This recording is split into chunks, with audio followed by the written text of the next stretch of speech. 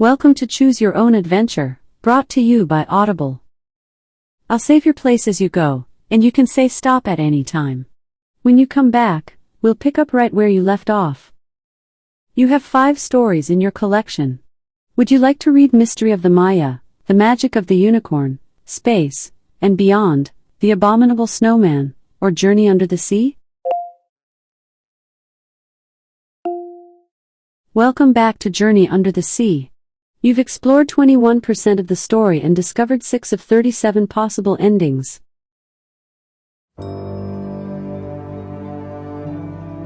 Audible Studios presents Journey Under the Sea, written by R.A. Montgomery, performed by Stephanie Einstein. Warning: this story is different from other stories.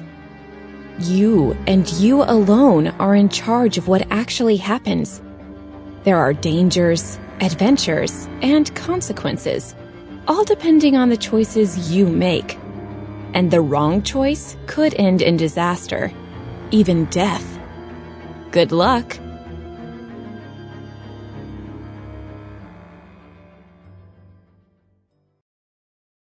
Would you like to continue? You are a deep-sea explorer, searching for the famed lost city of Atlantis. This is your most challenging and dangerous mission. Fear and excitement are now your companions.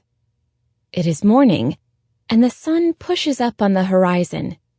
The sea is calm. You climb into the narrow pilot's compartment of the underwater vessel Seeker with your special gear. The crew of the research vessel Murray screws down the hatch clamps. Now begins the plunge into the depths of the ocean. The Seeker crew begins lowering by a strong but thin cable. Within minutes, you are so deep in the ocean that little light filters down to you. The silence is eerie as the Seeker slips deeper and deeper. You peer out the thick glass porthole and see strange white fish drifting past, sometimes stopping to look at you. An intruder from another world. The cable attaching you to the Murray is extended to its limit.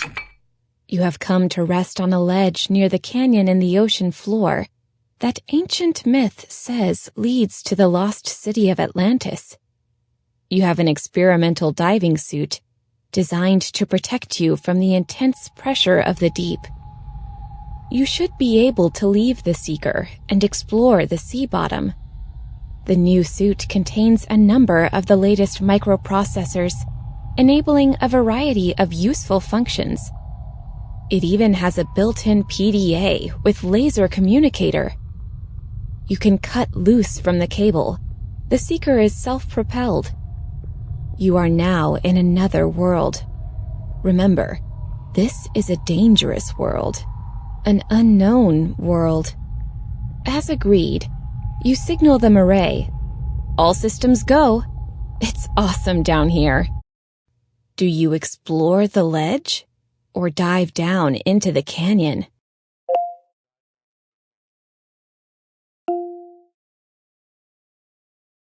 The Murray asks you for a more detailed status report, and you comply, telling them that you are going to cast off from the line and descend under your own power.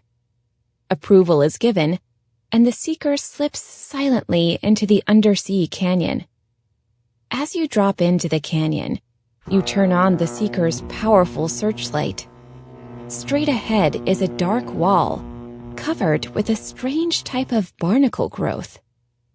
To the left, port side, you see what appears to be a grotto. The entrance is perfectly round, as if it had been cut by human hands. White lanternfish give off a pale, greenish light. To the right, starboard side of the Seeker, you see bubbles rising steadily from the floor of the canyon. Do you investigate the bubbles? Or investigate the grotto with the round entrance?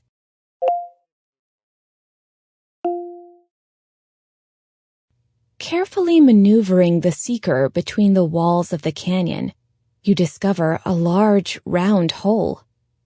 A stream of large bubbles flows steadily out of the hole. The Seeker is equipped with scientific equipment to analyze the bubbles. It also has sonar equipment that can measure depth. The ocean covers close to 90% of the Earth and is mostly unknown. Who knows where this hole might lead? Do you analyze the bubbles? You squeeze into your dive suit. Now outside the Seeker, you use your miniaturized wrist computer to analyze the bubbles. As you work, you clumsily knock against the valve that dumps the compressed air necessary to make the Seeker rise to the surface. There is nothing to be done about it, so you continue to analyze the bubbles. They contain a high percentage of oxygen and no poisonous gases. Perhaps they are coming from some area below the sea, where human-type beings can live and breathe. Perhaps they are coming from Atlantis? You could try to use the Seeker's drilling arm to enlarge the source of the bubbles so you can explore further. But you are also worried about the Seeker's loss of rising capability from bumping the valve. You might also be able to trap the bubbles and use them to raise the Seeker. Do you try to collect the bubbles or drill down to their source?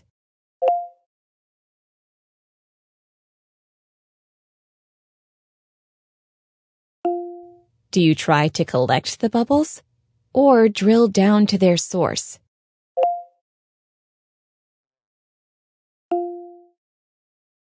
As you begin to drill, the stream of bubbles increases.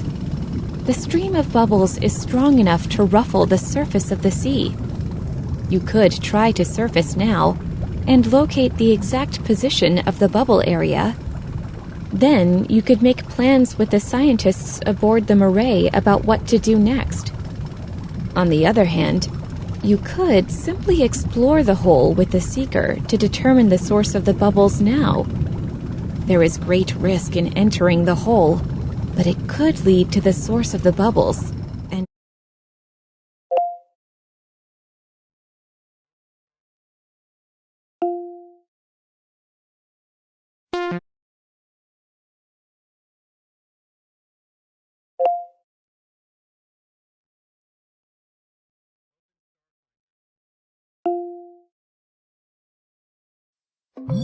Sorry, I don't think I heard you right. Hooray! Sweet freedom! Oh, goodbye, new friends! The Skittermander scampers past you and vanishes down the hallway, toward the exit. You leave the diagnostics room. You continue down the passage, and the clanking grows louder.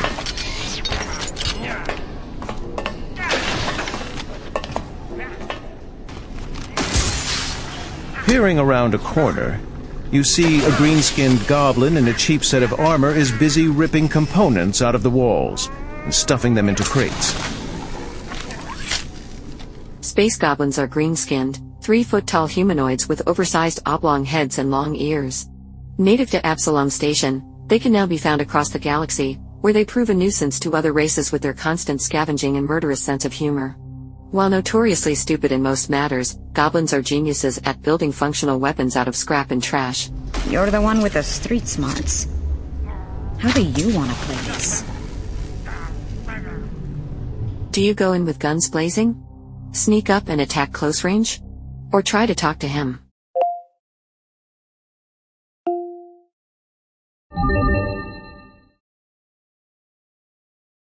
The space goblin ignores your attempt to converse. No talking! Glex! Murgle! Help! Intruders coming for the shinies! The space goblin is wearing patchwork armor with a cracked bubble helmet, and is armed with a tactical baton and a makeshift laser pistol that appears held together with string and tape. Rolling for initiative to determine who goes first. 3 plus 2 initiative bonus is 5. Rolling for the other combatants. Raya fires her laser pistol at the space goblin. Take that. 1 damage. The space goblin is slightly injured, then Raya takes cover. Raya is next to you, and the space goblin is within range, 60 feet ahead. Each turn, you get 1 move and 1 action. Moves include advancing towards an enemy, falling back, or taking cover. Actions include attacking an enemy, using a healing serum, taking an extra move, and more. As your helpful AI, I'll analyze the battlefield for you and recommend a few options. If you'd like to do something that I didn't recommend, just say what you'd like to do and I'll see if it's possible. To start your turn, do you fire at the space goblin? Or take cover?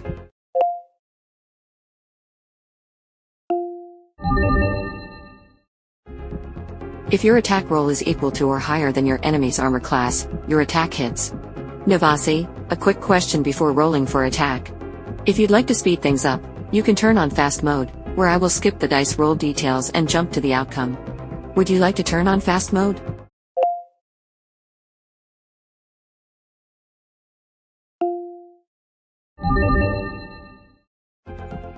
Okay, fast mode not enabled. Rolling for attack. 16 plus 2 attack bonus is 18. Rolling for damage. 4. The space goblin is heavily injured. For some protection from ranged attacks, try taking cover. To end your turn, do you take cover? Or advance?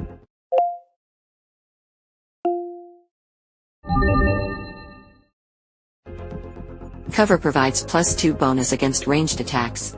You quickly get behind cover. The space goblin advances 30 feet, then fires at Raya.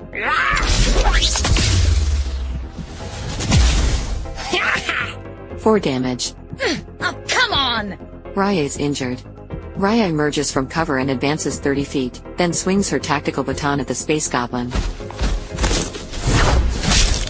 Oh, that was satisfying. This is fun. 3 damage. The space goblin is defeated.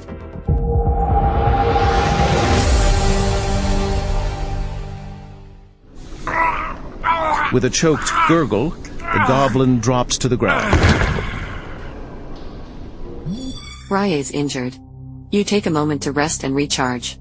Raya is restored to her maximum of 10 hit points. Do you search the goblin for valuables?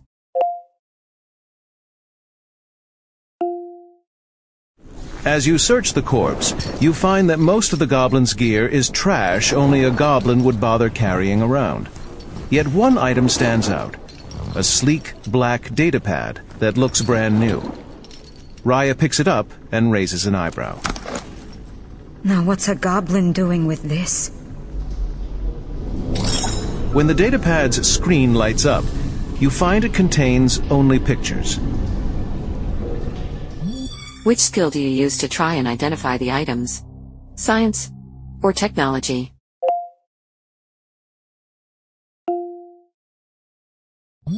Rolling for technology check. 10 plus 6 technology bonus is 16. As you flick through the list, you immediately recognize that many of the pictures match the various stolen components packed into the crates.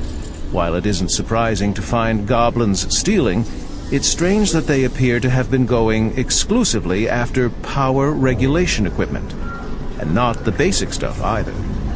Heavy ion capacitors, high-load voltage sag regulators. Definitely not the most lucrative components to fence. Somebody must be building something with a lot of power. Whoever put this shopping list together, you'd bet your last credit it wasn't a goblin. Datapad added to inventory. Progress saved. 40% complete. Hello, Starfinders. Korvac here. Just wanted to take a moment to tell you about the Starfinder Beginner Box. With streamlined rules, this deluxe boxed set is perfect for the small group and includes everything you need for a night of tabletop adventure. Would you like to learn more about the Starfinder beginner box? Continuing where you left off. Ahead, the corridor doubles in height, allowing access to a long wall crowded with pipes, several of them painted a glaring hazard yellow.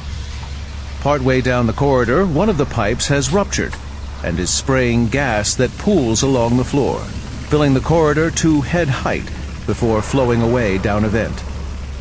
For a second, you think you're seeing things, but no. In the dim light, the gas appears to be glowing a faint electric blue. Radiation warning. The gas ahead is giving off significant radiation. It may be more than your suit can handle safely. While levels don't appear high enough to be fatal, it might make you sick. The gas seems heavier than air. We could try to climb the pipes and go over it. Or we could just run through and hope our suits can handle it. Novasi, your radiation buffer will help you avoid the harmful effects of radiation. Do you try to climb the walls? Or quickly sprint through the radiation?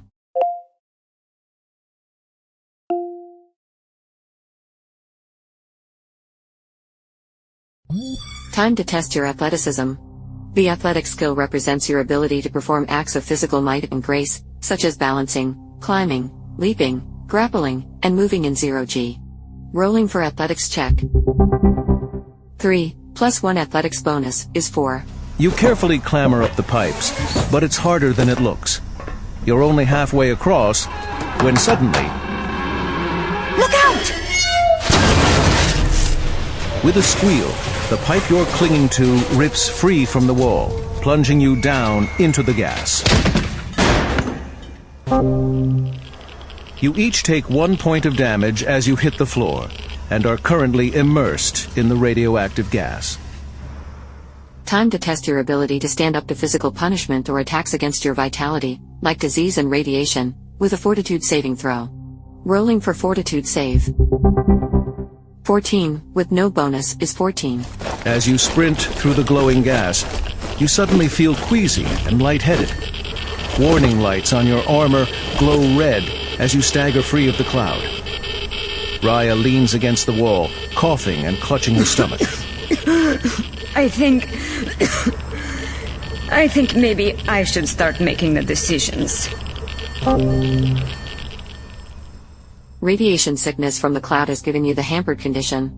For the next 8 hours, you take a -2 penalty on all attack rolls, saving throws, and skill checks.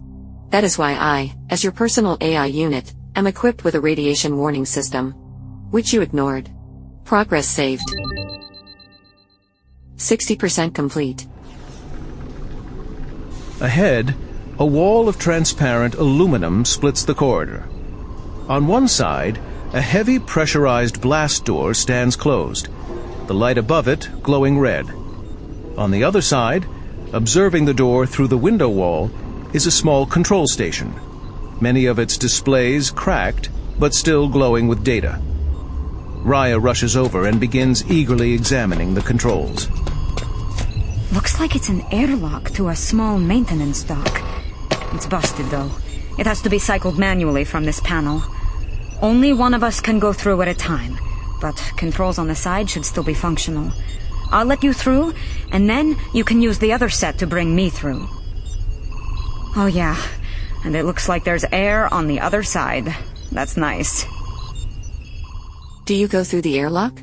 Or offer to trade places with Raya?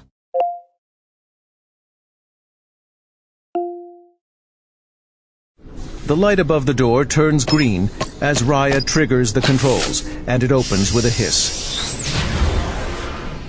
As you step into the airlock, the door behind you closes, and the one in front of you opens.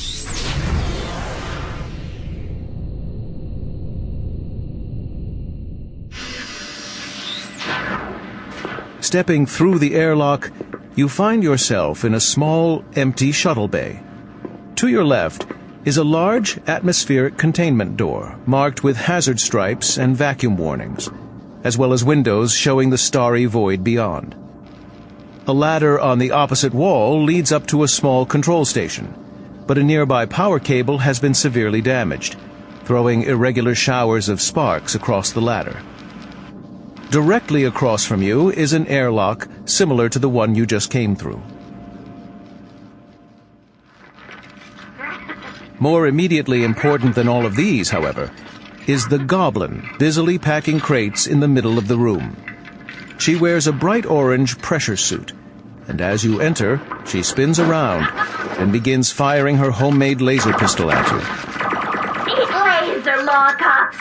You can't catch us! We're gonna be downside kings! Send you lockups for a walk out the airlock! You are currently under attack. Do you fight back? Use the docking bay controls to vent them into space? Or try to bluff her?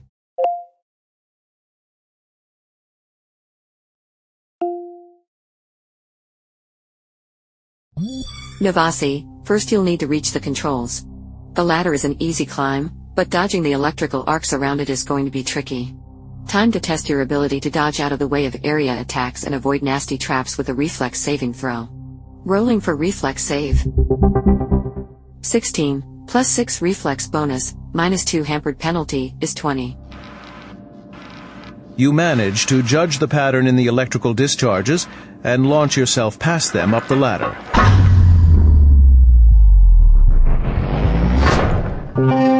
Barely avoiding getting zapped. You manage to scramble up to the platform with the docking bay controls. Thankfully, it also has a safety harness, and you quickly slip your arms inside. Rolling for technology check. 3, plus 6 technology bonus, minus 2 hampered penalty, is 7. Docking bay control panel reporting improper input received. Do you try the controls again? Or fight the goblins?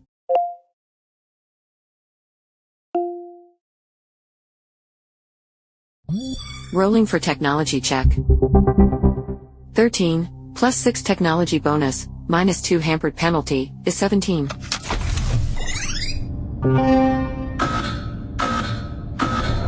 With a warning klaxon, the bay doors open. The sudden rush of escaping atmosphere tugs on you, but the harness holds you safely in place. The goblin isn't so lucky. With a wail that quickly turns to silence as the bay's air escapes, the goblin and her crates are ejected out into space. If she's lucky, her suit will keep her alive until authorities can pick her up.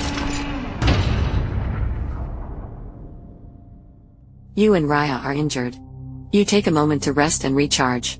You are restored to your maximum of 12 hit points. Raya is restored to her maximum of 10 hit points. Progress saved. 80% complete. Congratulations. You earned the Vacuum Sucks award for spacing the goblin threat. Keep playing to discover more awards. Take a break? Or keep going?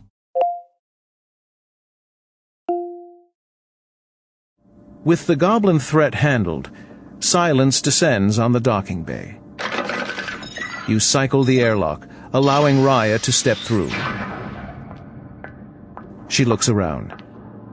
Seems like you handled this all right on your own. Maybe I should hang back more often. Unlike the last airlock, the one on the far side of the room appears to be unlocked. You and Raya enter the unlocked airlock together and cycle it.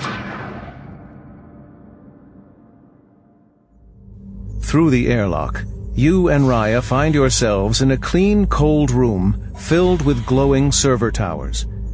On the far side stands a Kasatha, a member of a mysterious four-armed race obsessed with tradition and custom. Like all Kasatha, he wears an elaborate mask covering his mouth, though the multi-hued head tattoos clearly mark him as an outlaw. He's busily dismantling a high-end capacitor, but as you step through the door, he whirls around. What the? You're not Murgle. The Kasatha raises his main arms, and magical sparks play along his matte black body armor. It's dangerous to get lost down here. You're about to find out how dangerous. As an envoy, you can try to bluff him. Do you fight? Or try and bluff him? As you rack your brain for a way to talk your way out of this situation without violence, you strike on two potential angles. On the one hand, station security seems to be reasonable, given the local violence. On the other, you could gamble and say you are with the Downside Kings, one of the local gangs. Do you present yourself as station security? Or a gang member?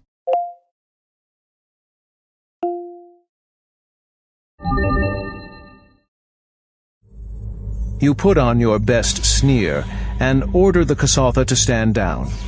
You're from the Downside Kings, here to take control of this operation. Rolling for interaction check. 9 plus 12 interaction bonus, minus 2 hampered penalty, is 19.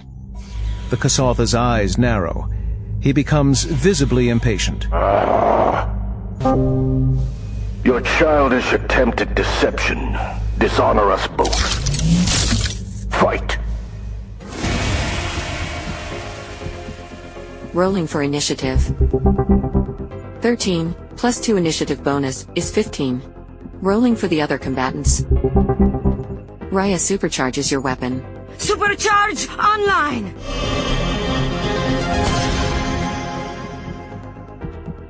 Then takes cover. Raya is next to you, and the Kasatha is just beyond your range, 90 feet ahead.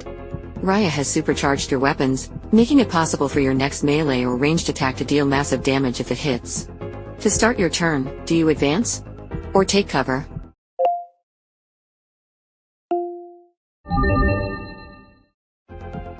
You advance 30 feet. To end your turn, do you fire at the Kasatha? Or take cover?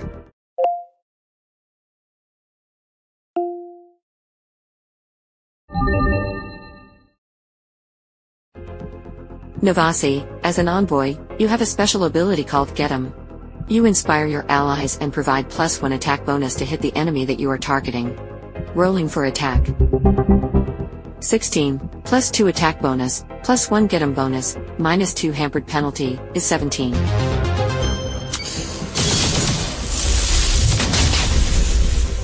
Rolling for damage.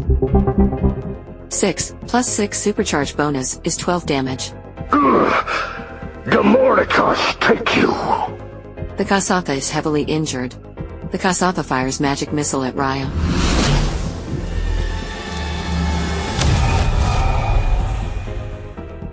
Five damage. Ha! Raya is heavily injured, then the Kasatha takes cover. Raya fires her laser pistol at the Kasatha. Ha! Take that! And that! 1 damage. Curse you! The Kasatha is heavily injured, then Raya emerges from cover and advances 30 feet. Raya is next to you, and the Kasatha is within range and taking cover, 60 feet ahead. Navasi, do you fire at the Kasatha? Or take cover?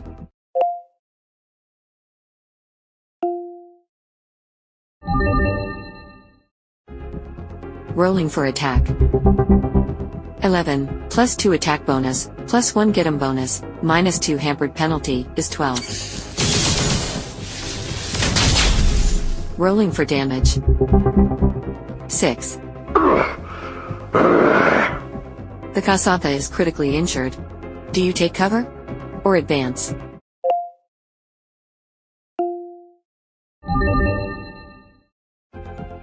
You advance 30 feet. The Kasatha fires magic missile at Raya.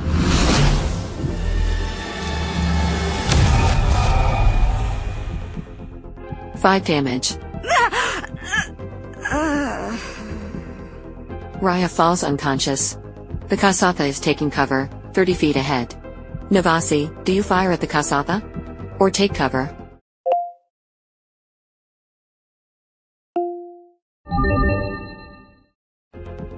Sorry, I didn't get that. Navasi, do you fire at the Kasatha? Or take cover?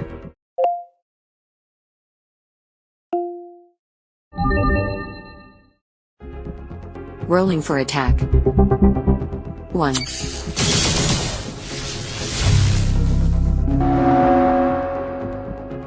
Critical fail. Do you take cover? Or advance?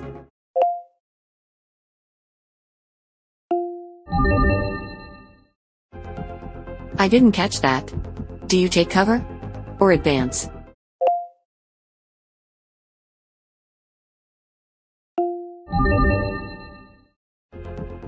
I didn't catch that. Do you take cover? Or advance?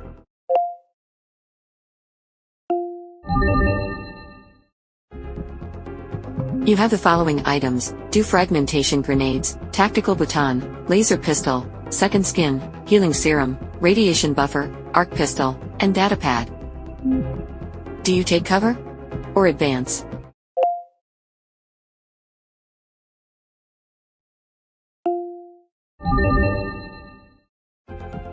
Your health is already full and does not need to be restored.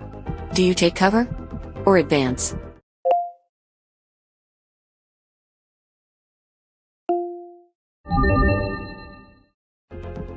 Your health is already full and does not need to be restored. Do you take cover? Or advance?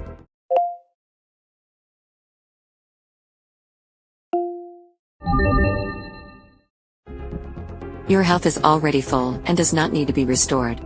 Do you take cover? Or advance? I didn't catch that. Do you take cover? Or advance?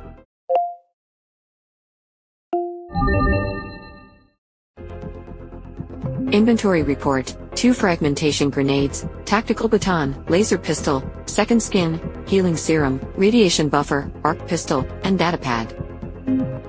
Do you take cover? Or advance?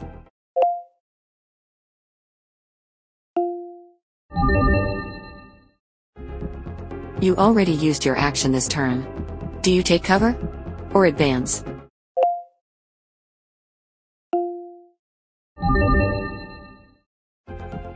You advance 30 feet. The Kasatha fires his arc pistol at you.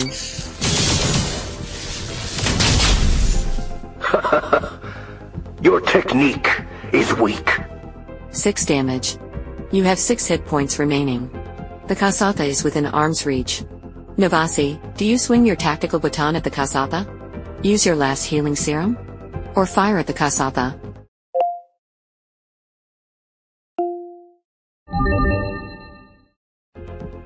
Rolling for healing amount. 7. 7 hit points healed, no longer hampered. You are at full health with 12 hit points. Do you stand your ground? Or fall back?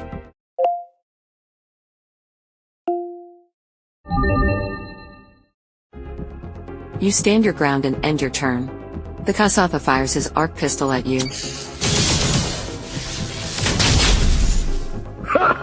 Embarrassing. Arrived home.